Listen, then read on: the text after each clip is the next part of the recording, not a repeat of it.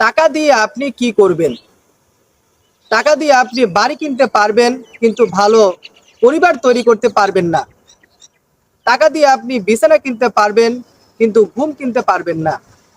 টাকা দিয়ে আপনি গাড়ি কিনতে পারবেন, কিন্তু সময় কিনতে পারবেন না।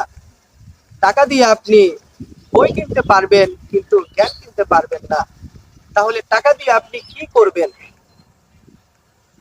টাকা আমাদের চলাচলের জন্য ভালো একটি মাধ্যম। আমাদের পূর্বে যারা ছিল, তারা টাকা, মানি এসব ব্যবহার করেনি।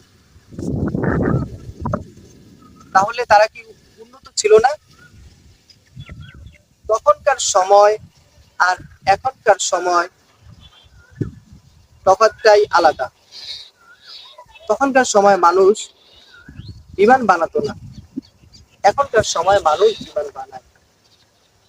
তখনকার সময়ে মানুষ রকেট বানাতো না, এখনকার সময় বানায়। তখনকার সময় মানুষ রোবট বানাতো না, কিন্তু এখনকার সময়ে বানায়। তখনকার সময়ে টাকা ছিল না, এখনকার সময় আছে। কিসের জন্য? মানুষ উন্নত হওয়ার জন্য এটা করেছে। তবে টাকার আসলে কোনো মূল্য নাই। আপনি যখন মারা যাবেন, তখন কি আপনি টাকা নিয়ে যাবেন? আপনার কাছে এটাই আমার